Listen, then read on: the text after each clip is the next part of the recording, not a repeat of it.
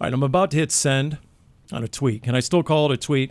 I'm going to read this off, and you guys tell me if you agree or disagree. And I know you will. Dani, Sureck, Darren Urban, purveyor of everything Arizona Cardinals. And I quote myself, I guess. Top 3 most memorable Arizona Cardinals I've ever covered, period. Never seen a rookie generate such instant buzz among NFL vets on the practice field, period. His appearance on the Big Red Rage 2013 was so insightful, honest, and raw. It might be my favorite episode ever. And I'm going to hit send. Even though both of you look completely underwhelmed, doesn't matter. I'm going to hit send, and hopefully at this point you know who I'm talking about. Normally you include a hashtag or two.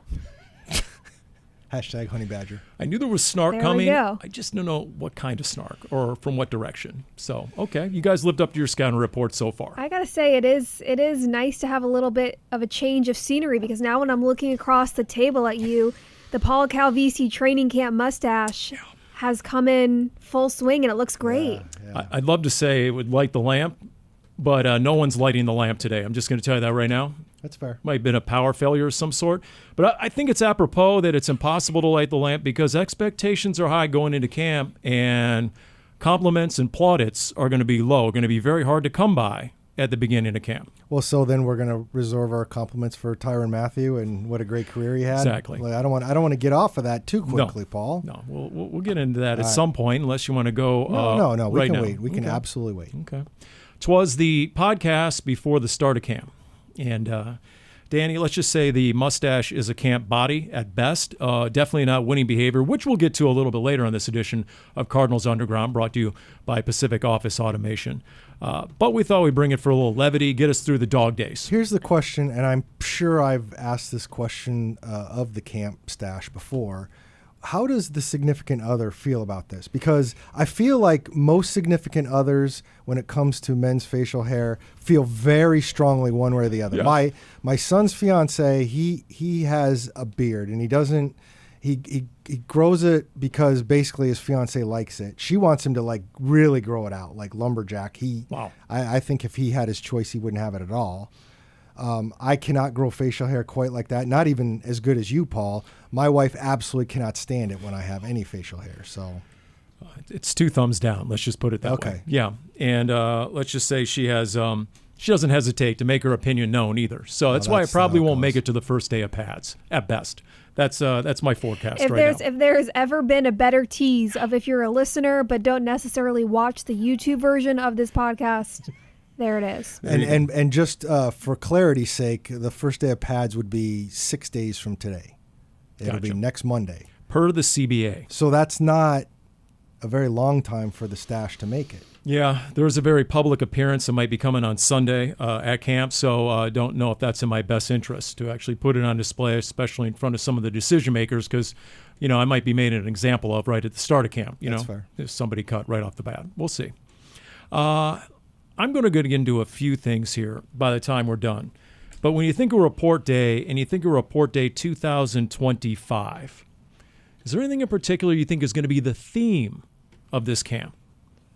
I know it's kind of a hard-hitting, in-depth question. I mean, for me, I think if we're talking big picture, the first thing I think of is the expectations of this team going into the season. Now, you're not going to get anything figured out during camp about those expectations because games don't count.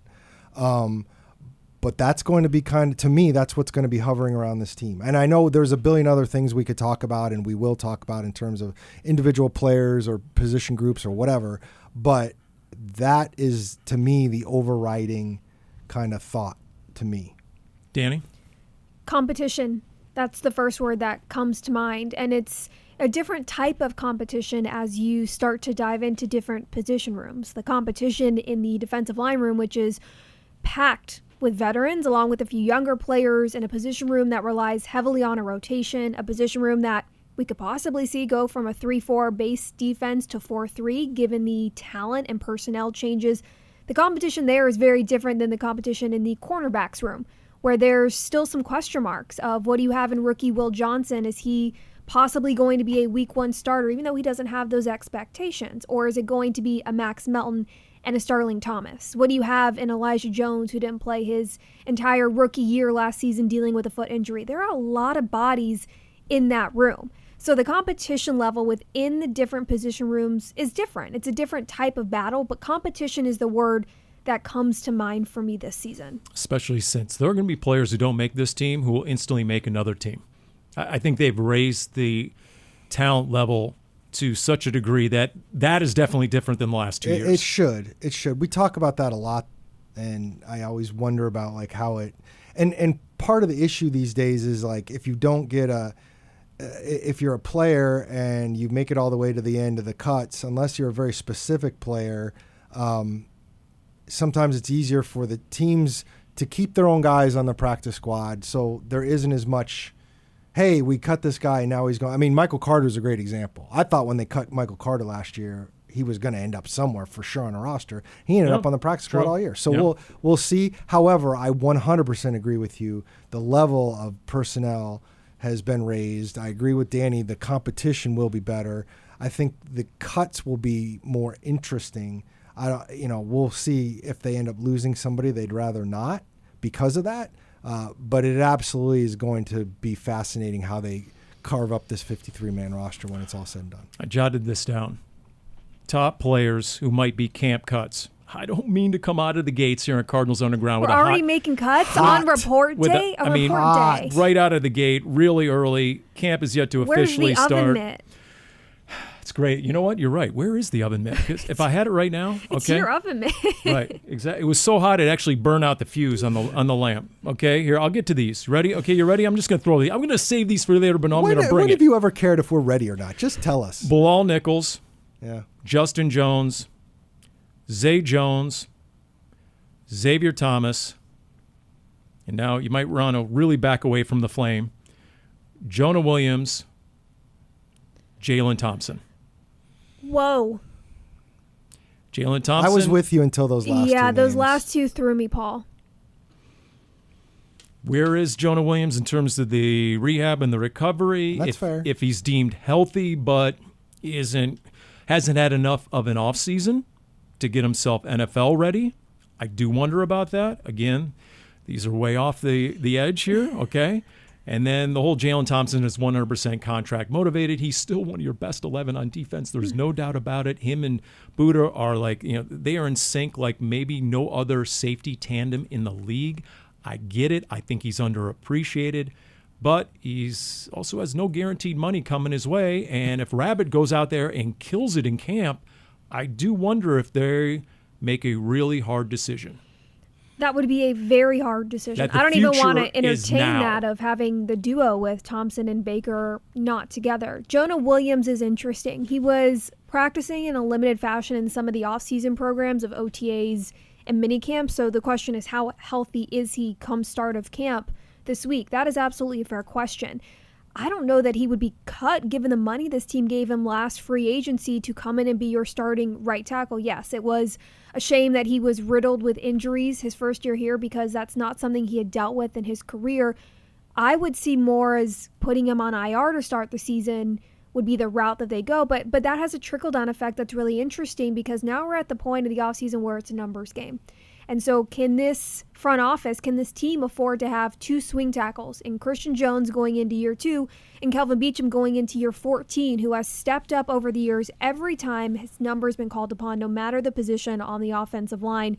So if you have Williams and he's healthy and he's on that final 53, what's the trickle down? And if Williams isn't and he starts maybe on IR, then what do you do in that situation? And as a reminder to everybody, they've changed the IR rules this year, so you can have a couple of guys put on IR after final cuts, but during final cuts, I guess I should say. In previous years, you had to get your roster to 53 before you put anybody on IR. Yep. Then you could put guys on IR, but it would make you get down to 53, and you might cut a guy or two who you didn't want when you knew you were going to put one or two guys on IR. This year, you can put a couple of guys on IR during that process, so you won't risk losing people in the short term. Good to know. Good Speaking reminder. of cuts, I mean, maybe we can talk on this later on the episode. I still don't ever think we got Paul's list of camp players to keep an eye on for training camp. I don't know that list he just gave us, or are guys that we're gonna have to keep. I know, our but eye normally, on now, but it's normally different. we get a list of here's the top 20 players I've got my eye on for Right. training camp. Okay, so we had a slight adjustment, sort of like Darren just cited an adjustment to the IR. There was a slight adjustment last year or the year before. I was afforded a couple of practices to be able to see and then come forward with a list. I'm okay with that because most importantly, we want to make sure that we have content during camp. So I'm willing to wait. I won't let you forget, Paul. You got one padded practice before our next podcast, buddy. I mean, I'll give you a watch list right now. How about that? A watch list? They like doing that in college football, right? Not the same thing. Hundreds of people on the watch list. I will say that on offense, because remember, we have a Paulie Pigskin breakout player camp, offense and defense. Last year, the moniker was 2X or X squared. I can't remember. It was Xavier Thomas, Xavier Weaver. Let the record reflect, both made the team. So just saying. Let's see here. Offense, I have Hayden Connor as the guy off the radar a little bit.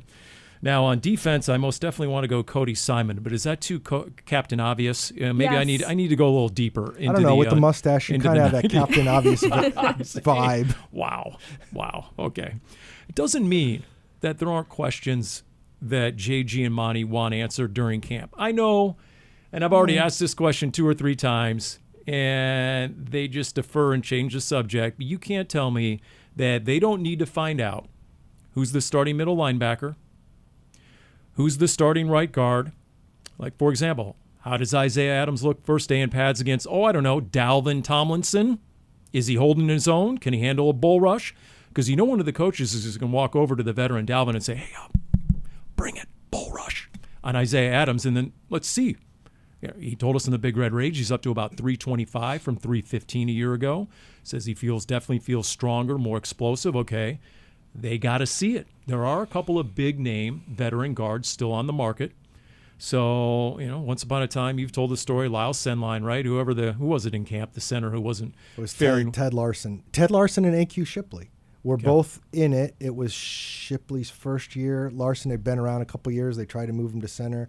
Neither one of them were doing quite what Bruce Arians wanted, so they went back out and got Lyle Senline, who had been a release in the spring because of his money, and then they brought him back.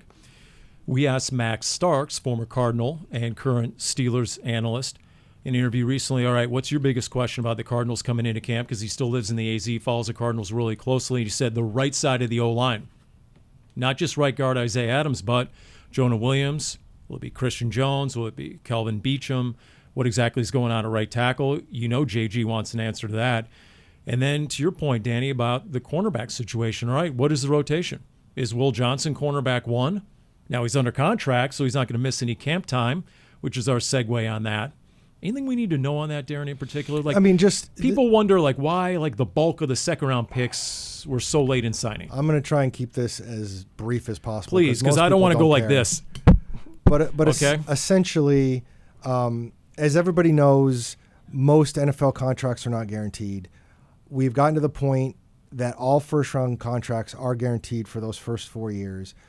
In previous years, the second-round picks did not have guaranteed money into their fourth season. They'd have guaranteed money through 3 years. This year, the second pick of the second round, setting precedent, Houston gave Higgins, the receiver from Iowa State, a fully guaranteed contract, and that caused all kinds of stuff. So basically everybody else in the second round was like, well, then we want guaranteed money, and it slowed everything down. Long story short, the logjam with training camp showing up, big surprise, when everybody's gone for the summer, things stop. Will Johnson was, in the end, the last second-round pick to sign, but that was partially because the Cardinals are one of the last teams to show up to camp. And he was under contract before the physicals even happened on report day. So, yeah, it was at the end. But as he told me, I always knew it was going to get done. I never got any of the people I talked to internally. There was never any panic it was going to get done. So it is what it is. I mean, people can worry about it, but there's no point. I think his story is still under the radar to a large degree. And I say that because what if by the end of the camp, the Cardinals realize, not unlike Tyrann Mathieu, who generated buzz from day one as a difference maker, what if the Cardinals say, oh my goodness, Will Johnson, is a legit top 15, top 10 player. Will Johnson is Patrick Surtain II, Derek Stingley Jr., Sauce Gardner, dudes who were cornerback one from day one. What if Will Johnson goes out there and he proves that? What does that do for this defense? Because it is a possibility. I know, Dani, you're looking at me like, wait, didn't Paul say this last year about Marvin Harrison Jr. and maybe even Darius Robinson? Okay, guilty as charged, but Will Johnson could be that guy. No, my smile over here on the other side of the table is if that happens, then you pat yourself on the back. Then it's not really a problem. Then you're trickling down the competition level of who's starting opposite of Johnson. Is it Melton or Thomas? Is that a rotation that you're using there? That's not a problem in my eyes at all. There's no expectation on Johnson to come in and feel like he absolutely has to be a starter week one. Even if he's not a starter, I do expect Johnson to have a heavy part in a rotation come week one, given his skill set. The fact that he said that he's healthy from that knee he was dealing with in college. Now, he was limited in some capacity throughout mandatory minicamp, which Gannon said was a hamstring. So there's questions that have to get answered regarding his health on that front. It's not a problem if Johnson, though, is ready to be cornerback one week one. No, it's not a problem. Again, you measure, is he ready to be what you need him to be in this defense, or are guys that have been around? Is a Starling Thomas, who's had 25 starts or whatever, better equipped? Is Max Melton after 1 year? And again, I think they've done a nice job collecting at that position.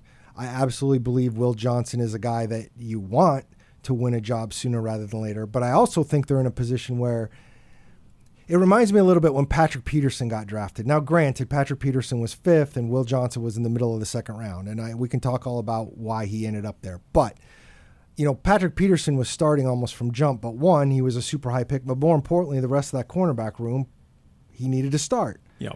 I think at this point, given where Will Johnson is and with what the rest of them done, I don't know if there's that straight direct line to Will Johnson's here. He's got to be in the starting lineup. I think they've got options depending on how they play.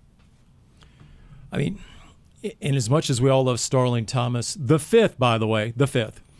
And he says, hopefully he'll have a son, and that will be Starling the 6th, because it goes back over 100 years, the family name, which is a double ding in my book. Love that.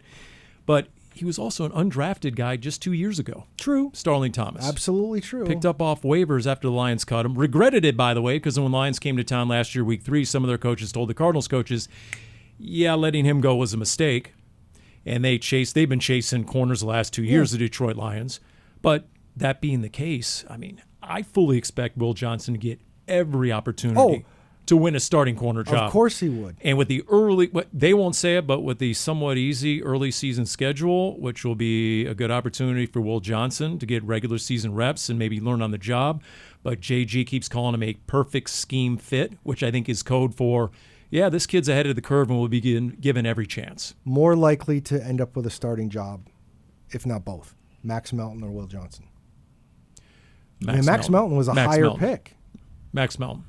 Just based on the experience, how he finished last year, I'd say let's face it. If you take... I'd say it's Max Melton and Will Johnson or Max Melton and Starling Thomas. Yeah. I think if you're taking cornerbacks in back-to-back years in the 2nd round, they better be your starting cornerback sooner rather than later. By the way, the Cardinals have drafted 7 corners in these 3 drafts. And the number is 3 in terms of how many players remain from the 4 drafts before Monty Ossenfort and Jonathan Gannon. It's Kyler Murray, Zaven Collins, Trey McBride.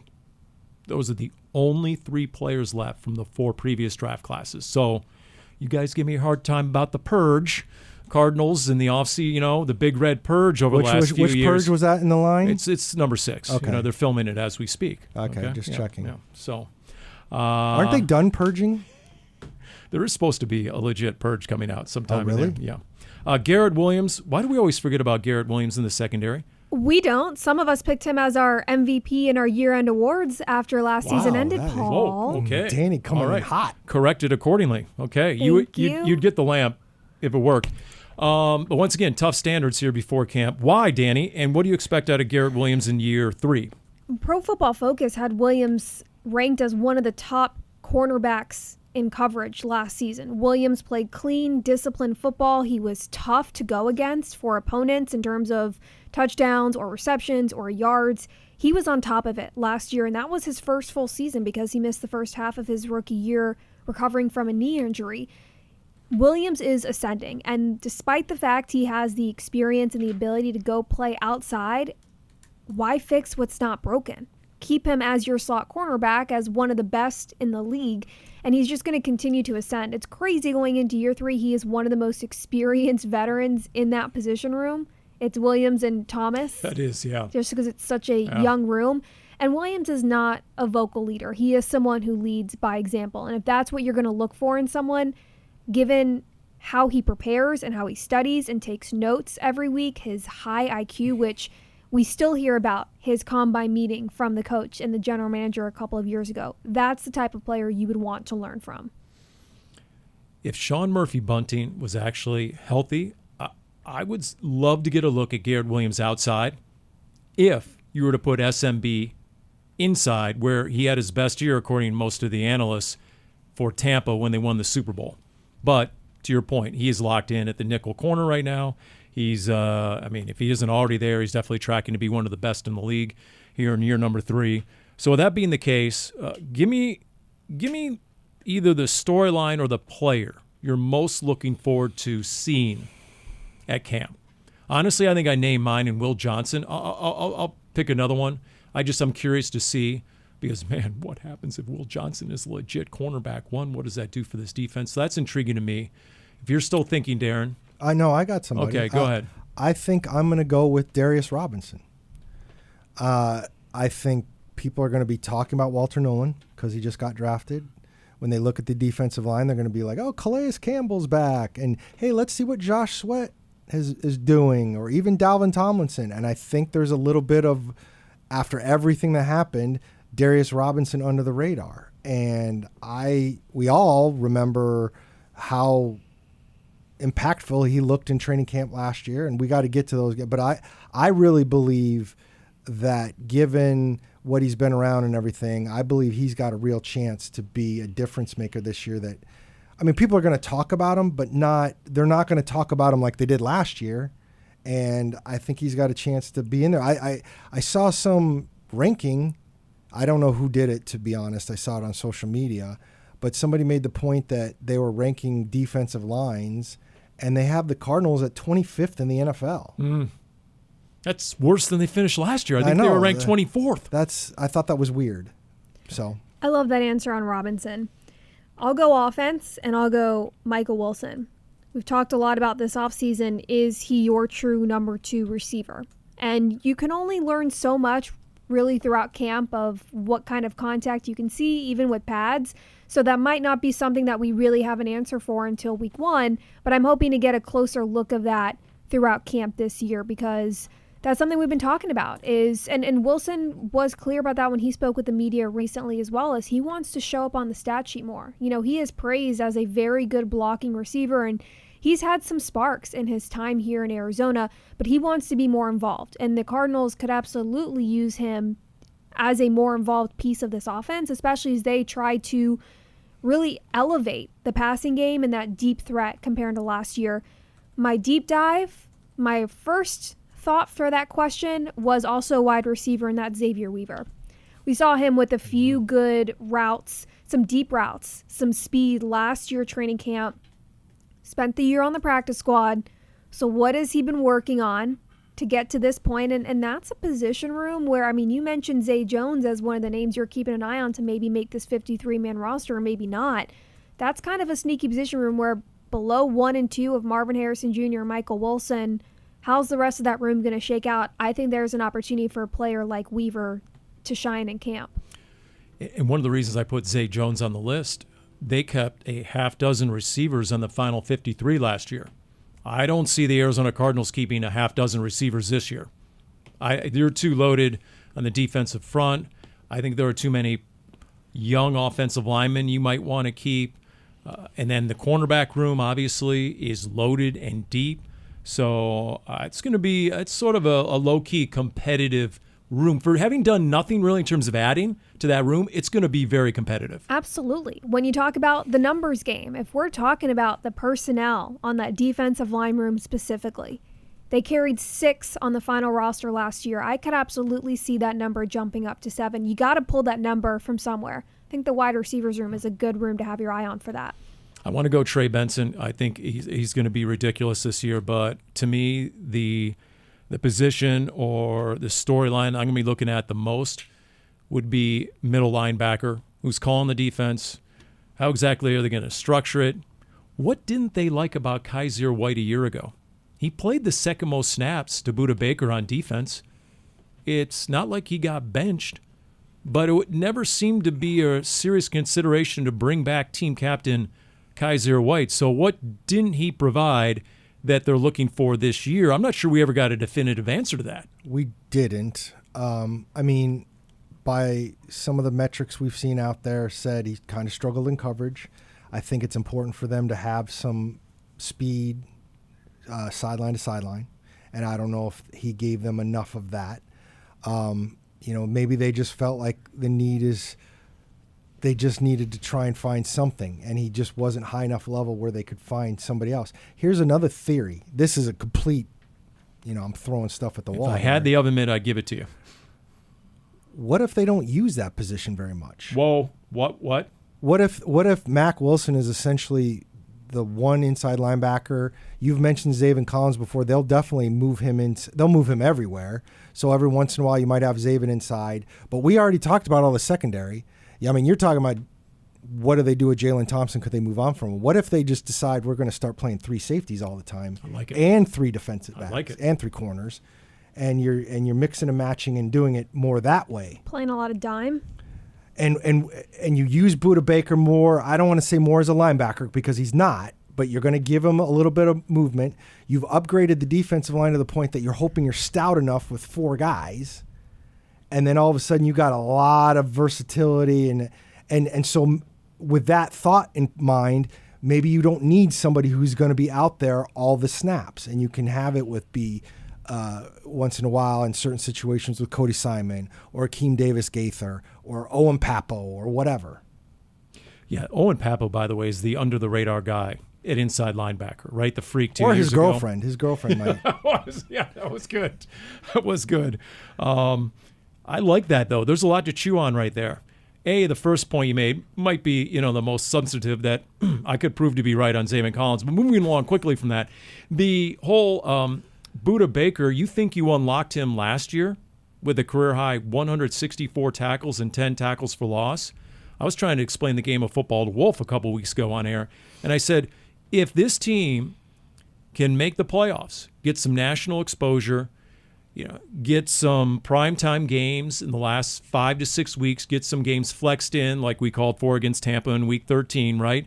All of a sudden, you're getting some of that buzz around the team. All of a sudden, Budda Baker could be a potential Defensive Player of the Year candidate. If he puts up similar numbers like he did a year ago, if Patrick Surtain II can do it, NFL Defensive Player of the Year, Budda Baker most definitely can. And now if Rabbit is a seek and destroy guy and he's out there with Jalen Thompson, I like that a lot because really what they did with Budda Baker a year ago is make him the Troy Polamalu of box safeties. Polamalu used to use all his instincts and roam around center field and in space. Budda really did that in the box. So to your point, Darren, yeah, it could sort of be a pseudo linebacker in a way. I mean, again, I'm guessing. I don't know.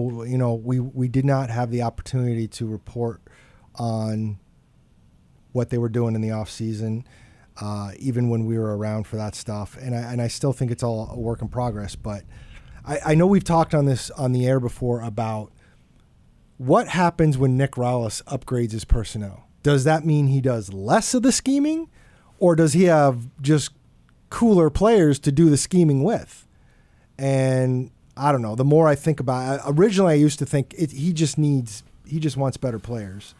And now I'm starting to think, no, he's got more advanced toys to put into a system. And look, we can't report on what happened at mandatory minicamp, but I will say a couple of sources relayed that the defense in the 11-on-11 gave the offense all it could handle. And then some.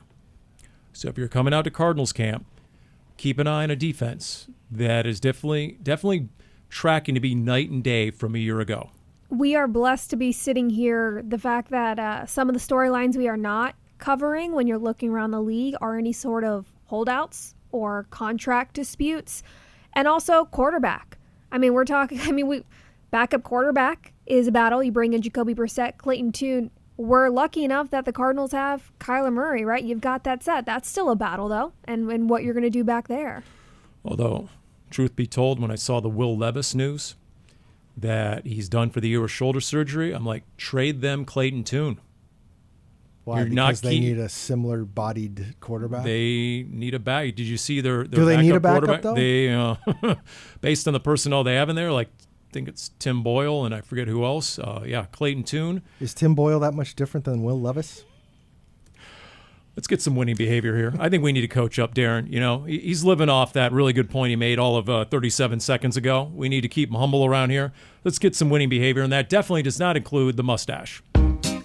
I see you. Let's go! Can you display winning behavior? You have to consistently display winning behavior. That's winning behavior. You got to define what winning behavior is and hold people to that standard. Yes. Dani brought up contracts, pass rushers, TJ Watt. Reset the market, right?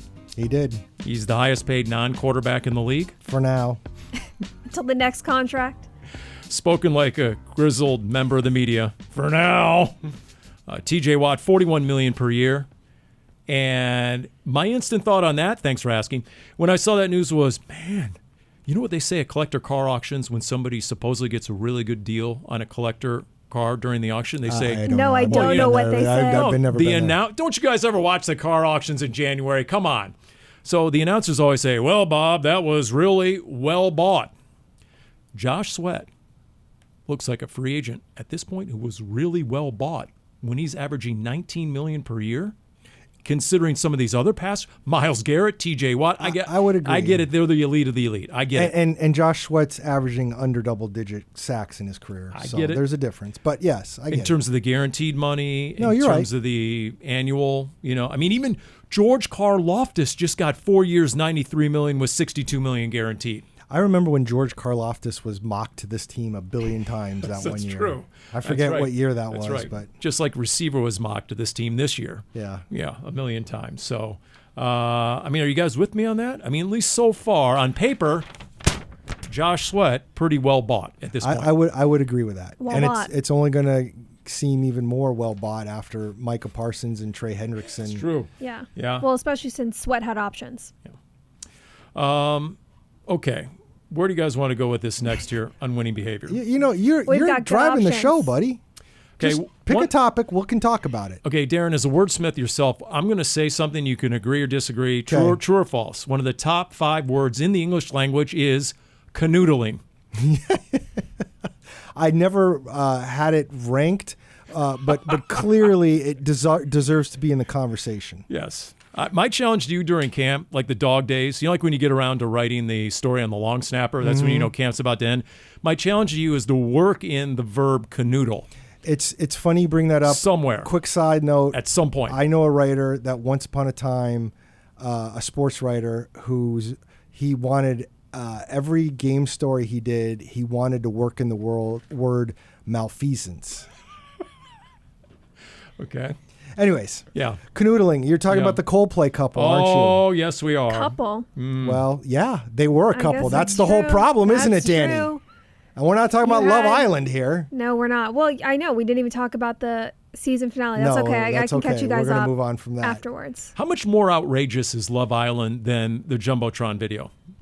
Different. I mean, look, I don't have any, let me make it very clear. I don't have any experience in this, but if you're having an affair and you're on the Jumbotron, maybe don't immediately act the way that those two did and act cool, because then no one's going to think anything of it. The fact that the CEO was canoodling, The former CEO, by the way. former CEO was canoodling the head of HR, and they're married to different people, and then you have someone else in the HR department standing right next to them. Ugh. Was that true though? I saw something later that said that the third person wasn't somebody that I worked saw there. she was someone who was recently promoted in the HR department. I saw that, and then it was like that's not the same. I don't know. There was a person. lot But it going doesn't on matter. online. Number one, I'm going to say also Don't have an affair. don't have any experience in this thing, but I'm like, If you're trying to keep something hidden and you see yourself on a Jumbotron, I don't know in the moment you're thinking to yourself, I'm going to play this cool. I don't know if that happens. 2, all I could think of is like the multiple people, and this happened right away, is almost every day there's a main character on Twitter and you never want to be the main character on Twitter. And not only were they the main character on Twitter, it lasted like 2 days. Did you see what sports venues were doing? Yes. Instead of the Kiss cam, the Coldplay cam. So brutal. I mean, they were on the cover of the New York Post. Now, I'm not going to excuse what they did by any stretch of the imagination, and it's terrible for their families. I'm not 100% sure that was worth getting put on a major newspaper cover. But I did think to myself, this is the biggest non-political thing to hit the internet in a long time. It really united us online. It really did. I mean, every passing moment. Not winning behavior. Every passing moment of every day for like 4 or 5 days, the hashtag, it can always get worse. They were the embodiment of that, the Coldplay couple. Oh, my goodness. All right, you know what's worse and is not well bought? What is this story about something from the Orson Welles classic 1941 movie? There's Citizen 2 Kane? that came up in the same week. I couldn't believe this.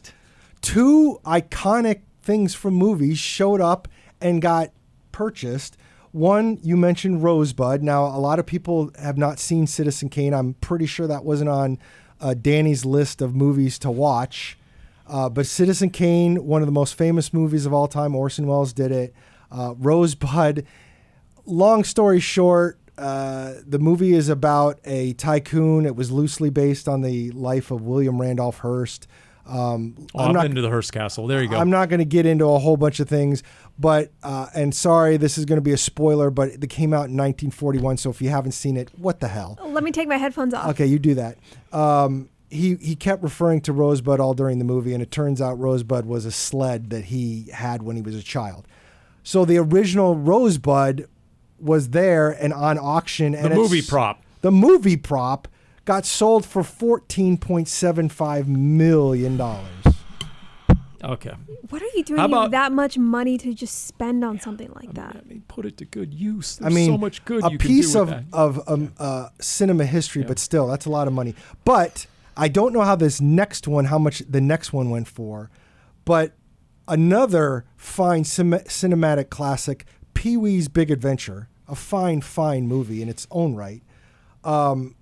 The Alamo, where Pee-wee ended up at one point during the movie when he was trying to rescue his bike in that movie. And again, you need to see the movie, Paul. I mean, if you're going to see all of the Purge movies, you need to see Pee-wee's Big Adventure. I really made a point during the 80s. I had a lot of disdain for the hair bands and Pee-wee Herman. That's fair. Oh, I can't believe you said hair bands. We haven't even gotten to Ozzy yet. And don't call Ozzy a hairband. Come on, please. And the Alamo ends up with Pee-wee's bike, and they're going to put it on display at the Alamo, which is fantastic if you've ever seen that movie. When I saw the headline, Alamo has acquired Pee-wee's bike, I thought, the rental car company? Yeah. No, it's the real Alamo. If you can't, it's San Antonio. If you're not going to see the movie, what the hell? Okay. By the way, as someone who rented a few cars over the last couple of weeks, is there a better 3 words in the English language than it's a rental? As you hit a curb or jump a curb. Not good. Rest in peace, 3 letters. R.I.P. Ozzy Osbourne. Wow. Yes. 76 years of age. Do you feel old now? Like a week after he actually was on stage at a concert. And a very emotional last concert that he had. And but yeah, I mean, again. I mean, at Bret Hart Jr. High School, the boombox song of choice was Ozzy in Crazy Train. I'm just going to say that right now. Wait. At where? Bret Hart Junior High School. After the wrestler? When everyone would walk around with the boom boxes, Crazy Train was the song you played between classes. I'm well aware of Ozzy's impact on my childhood and everywhere in middle school and high school. I want to get back to the part where you're talking about your middle school being named after a wrestler. Can you do your California history? Okay. Help discover the state of California. Go ahead, Dani, Where's please. Taylor about the wrestler? I know we don't have... Save Darren from his own ignorance. We don't have Getting Cultured officially this week. However, I do have to culture you both on Ozzy Osbourne. This should be kind good. of. Okay. Kind of. I can say this. I have to tell you about the lore of an influencer named Trisha Paytas. And lore, Paul, is like the backstory, the history of something. Okay, there you go. That's your Getting Cultured. You can use that with your kids around the dinner table tonight. And if this is really good, can I say that's pretty sauce? You do not have my permission to say that. No. Don't ever so say that. Look, I don't know what she's famous for. hurts. I just know that she is an influencer. And honestly, it almost feels like she might be doing a little bit of witchcraft because whenever she gives birth, which has been 3 times now, it has been the same day as some influential person passing away. Her firstborn was a baby girl named Malibu Barbie. I kid you not. No. Was born the same day that She Queen going to Bret Hart Middle School? was born the same day that Queen Elizabeth II died. So it kind of became, was the Queen, reincarnated as her baby? Haha. Well, then it didn't become so funny when she gave birth to her second child, her daughter named Elvis, which was Her daughter named Elvis? Her daughter named Elvis, which was the same day that Pope Francis died. So then she gives birth to her third child, a boy named Aquaman, the day that Ozzy passes away.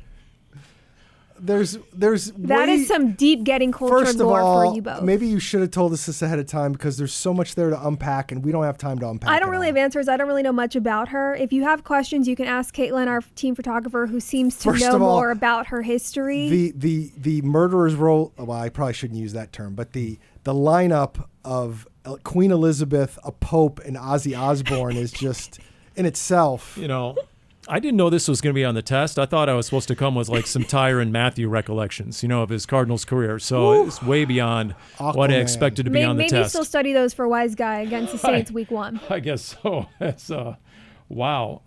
So there you go. Okay. Are you going to be able to bring this back to reality, Paul? Yeah. Yeah. Let's say this. Usually what I do in moments like this is I buy time and remind everyone you can join the Bird Gang in Dallas for Monday Night Football through Cardinals Premier Travel. Hosted by Cardinals legends, travel packages will include a chartered flight on the Cardinals plane. That's a ding. 2-night hotel accommodations, lower-level game tickets, and more. Place a $250 per party deposit to lock in the best price. Go to azcardstravel.com. azcardstravel.com. And by the way, all that equates to a double ding. No doubt about it. And we will effort trying to get Aquaman and Elvis there for a meet And Malibu Barbie. And Malibu Barbie. Honestly, here's the segue. It reminds me of some of the names and questions submitted in the mailbag, Darren Urban, right? Yes. You get a variety of names and questions. And one this week, what production do the Cardinals need from Josh Sweat to have this prove to be a good signing? I'll clean up some of the language there. I thought that was kind of interesting because the thought process was what we were talking about, which is he hasn't had a lot of seasons with a ton of sacks. Are they paying him to be all of a sudden be that? And after all these years in the league, could he still be that? Or is it more of like that kind of culture, bringing in a guy who's won a lot of games, who has familiarity with Nick Rollis? I think it's interesting to ask those questions. There's a lot of back and forth. A lot of Eagles fans will say, he had a pretty quiet, mediocre regular season, then balled out in the postseason. The counterpoint to that is, Vic Fangio sort of changed the scheme in the postseason, especially in the Super Bowl, to hear Josh Sweat tell it, and he sat right in that chair and he gave us a story. He said, you know what? He came in with a game plan and was just unleash, unlock, just go get him, just attack. And that's exactly how Jonathan Gannon used Josh Sweat and got a couple career years out of him. So if the Cardinals use him in that manner, that's why they think, buy low, sell high, that they're going to get more out of him. There's more under the hood, not to mention you had a pretty loaded defensive front in Philadelphia. So maybe he'll be featured more with the Cardinals and get more reps, more bites at the apple. I mean, to me, that's one of the intriguing things is, okay, if he's truly the first pass rusher the Cardinals have had that an opposing offensive coordinator has to game plan for, the first since Chandler Jones, then are they going to forego the typical rotations and let him stay out on the field longer than we've seen edge rushers the last couple of years? I would expect so, especially with the money you gave Sweat. The word he used was freedom in how he played in Philadelphia with Rollis and Gannon, and that even though he was only out here for the mandatory minicamp practices and, again, no pads, he said that he could already feel he would have a similar type of freedom. Look, I know we don't like to normally give numbers with expectations because of all the reasons Darren was just saying of you don't know what the game plan is going to be, the larger scheme, right? What's really going to be asked of him at this point in the offseason. But if you're looking for numbers, last year Sweat had 8 sacks, 15 quarterback hits, 9 tackles for loss. If we're looking for a good season, which was the question in the mailbag, double-digit sacks. I would say closer to 20 or 25 quarterback hits, and then double-digit tackles for loss. Right? Maybe closer to that 15 that would be a range, really good year. right? Yes. I mean, if you're going to, Yep. that's what you're going to Yep. look for. But if you're getting that pressure from the interior, from the inside out, if Dalvin Tomlinson and Calais Campbell and Darius Robinson and Walter Nolan III, if all those guys are in there providing something the Cardinals haven't gotten a whole lot of the last couple of years, partly due to talent and also due to injury, then all of a sudden, once again, this can be. There was a list, and thank goodness camp is starting, so we're not going to be dealing with any of these lists anymore. But there was a list early in the offseason, or after free agency and the draft, and it was top 5 most improved position groups in the NFL, and the Cardinals are on that list. You're darn tune they should be. The defensive line is drastically different than it was the last couple of years. Look, there's a lot that plays into this, and when it comes to Josh Sweat, he could have a good year, and the numbers won't look eye-popping. But does it fit into what they're doing? I mean, we're going to see what happens. Obviously, they have expectations on him. You're paying him a certain amount of money. You're hoping you're getting a certain amount. But again, you didn't necessarily sign Micah Parsons in his prime, and that's no knock on Josh Sweat. But if you're expecting Josh Sweat to come in here and be Micah Parsons, that's just foolish. I was told we didn't want to talk about Micah Parsons and any sort of signings on this podcast. Well, we can go right into your Dallas Cowboys, Dani. Don't say your. Oh, boy. Sorry, Yeah. Brian's. Golly. What else, Darren, is on the radar at the beginning of camp? Anything else you're like, okay, I'm most curious to find out, or I'm tracking anything? It'll be interesting. Again, we mentioned it briefly at the top. There's the way the CBA is worked. These first few days of camp are not hitting. You don't hit until Monday. The first open practice is Thursday, so Thursday and Friday and Sunday will be open practices, I believe, off the top of my head. But there won't be any hitting until Monday. Keep that in mind. They're working with off-season rules as players are allowed to kind of ease into it a little bit, and we're going to find out. I mean, I don't know how much. We've been through a couple of Jonathan Gannon camps, so we kind of know what to expect. I don't expect a lot of key players to play in preseason games. I think they're going to be smart about how they use them in training camp, and I think there's going to be a lot seen in New Orleans, which won't have Tyrann Mathieu, on the first game of the season, because we're not going to know exactly, because they're going to kind of keep it in the back pocket. Maybe that's the first storyline, the whole more friction. What does that look like? What does that mean? There's been one fight each of the first 2 Jonathan Gannon training camps, and all 4 players have been ejected, had to make the walk of shame all the way down the field and down the ramp, and they were done. And last year, they got aired out as well. Jonathan Gannon was heated. And so I think he made his point. For anyone who was there last year, that's probably been shared to players incoming this year. By the way, speaking of Dallas real quick, how is it that Dak Prescott ends up at 79 on the top 100 players when he played 8 games last year, and he has had as many turnovers as he did touchdown passes? And when is this top 100 going to be over, by the way? It's like 2 a day? And it's 2 a day. Until we're just getting to the 70s, yeah. Paul. Yeah. Oh, my goodness. Okay. Which gives us a little time to talk about. Speaking of 70s, how about Paul's mustache? Okay. No. In a good way. Don't applaud that in the booth. That was well That was done. good. That We'll was edit good. that out later. I mean, Dani is ready for camp. The light isn't going on for a reason. Dani is ready. My In the goodness. best way possible, Yeah, Paul. okay. It just Yeah. was low-hanging fruit. Yeah.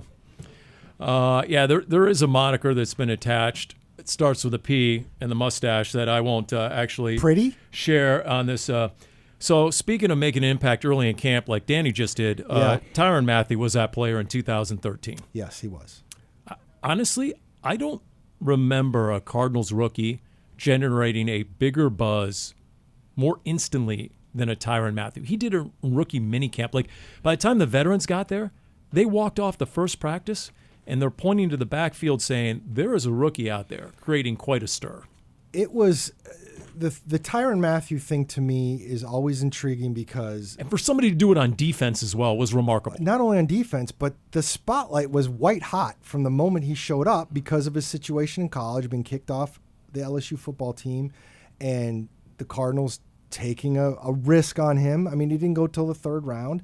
but a lot of teams were very leery about bringing him in. And I wrote this right when his retirement news came out. It's on azcardinals.com.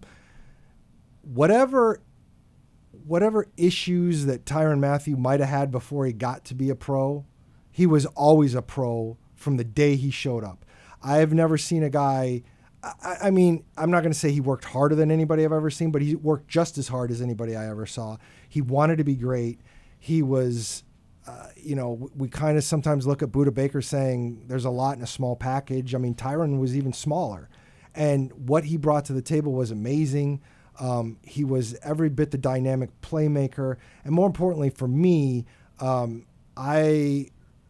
to find a player, it's been rare to find a player as introspective, as self-aware, as intelligent, and as good to talk to as Tyrann Mathieu. He will always be one of my favorites. He still has. The few times I've gotten to say hi to him since he left the Cardinals, I've enjoyed. And he's got a Hall of Fame case, too. I think he's built a Hall of Fame case. I don't know if he'll get there, but he's built a Hall of Fame case. And for a guy who tore his ACL twice in his first 3 seasons, that's pretty amazing. Yeah.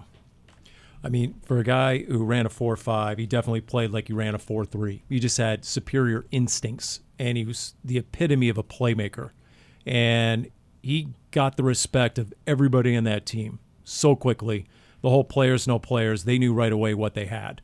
And just to watch him, just to watch some of the pregame and pre-practice antics between Tyrann and Patrick Peterson throwing the ball around and running around, just the athleticism, the hand-eye coordination, it was just stupid. And then for him to go out there, and you're right, his rookie year he joined us in the Big Red Rage. He was so honest. He was so insightful. He was so raw with everything that happened to him that he went through, that he opened up about. He talked about Hurricane Katrina, how that upended his life and his family. And then I remember Bruce Arians, someone posted this on X here with the announcement. Bruce Arians called him his favorite draft pick ever. And he said, well, didn't you have some hesitations about drafting him? They had Patrick Peterson vouching for him. Yes, which was a big part of it. It was, and Tyrann Mathieu had lived with Pat P's parents after he got bounced from LSU. They wanted to get him out of New Orleans, get him out of Louisiana, get him away from those influences from his childhood. That was a big key in his recovery. But B.A. said when I interviewed him before the draft, he took responsibility for everything. If he had blamed anyone else except himself, we wouldn't have drafted him. But he owned everything and said he had to be better and he would be better. And B.A. believed him. I just, the self-awareness and the self-accountability was always struck me. He was always, he appreciated other people, appreciated what we all did. He's just a good person. And, again, on a personal level, I hated that he ended up leaving here.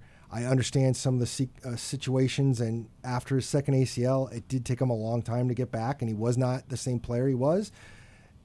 They wanted to cut his pay. He decided he didn't want that. He wanted a fresh start, and he restarted his career and got back to that level. People weren't sure. But the bottom line is this is a guy who, I think he was one of the fan favorites. We talk about faces of the franchise, and sometimes guys come in and they, whether they want to or not, they're kind of deemed that. Tyrann Mathieu is the guy that would have been the face of the franchise for a long time, and he wasn't trying to be. He became it because of who he was, and so congratulations on a great career. Yeah. And a quick thought, he was before my time, Louis Sharp, but we're talking a multi-time Pro Bowler, an all-pro tackle, one of the best in the game when he was at his best. And really, my knowledge of Louis Sharp goes through Ron Wolfley, one of his beloved teammates. And to hear Wolf tell it, Louis Sharp was one of 2 or maybe 3 tackles who had a chance against Lawrence Taylor. Yeah. That Lawrence Taylor would say, you know what, that guy gives me all I can handle. Unfortunately for Luis, his life kind of was the opposite of Tyrann. Yeah. He had it all, and then unfortunately drugs got him, and he struggled for most of his life. But he recovered. His last few years, he was helping people that had been in the same situation. As far as I believe, he was sober for a number of years, but tough. But he was a great player, and he was one of the main guys for this team when they first moved to Arizona. Yeah, I didn't realize he played 13 years for the Arizona Cardinals. First-round pick in, 82? Yeah. And so There you go. Great player. All right, so Cardinals Underground. I guess I have a homework assignment, Danny. Breakout player at camp. I got to come up with that here. And offense and defense, okay? That's good. I know you love to give special teams some love. It's true. Hey, everyone's under consideration. It's just, who's going to come out of nowhere and make an impact, i.e. make the team. So we had a pretty good year last year after 7-year drought. So, let's see if we can continue the win streak. Anybody else have any homework assignments? No homework assignments. Nope. Just remember to bring a jacket to the press box because it'll be chilly. That applies to no one unless you have a press pass. So, okay. That's good. Just saying. Okay. I'm reminding you. I'm not telling Okay. the people at large. Okay. And note to one of us as well, somebody bring the extension cord next time, okay? That'll do it for Cardinals Underground, presented by Pacific Office Automation.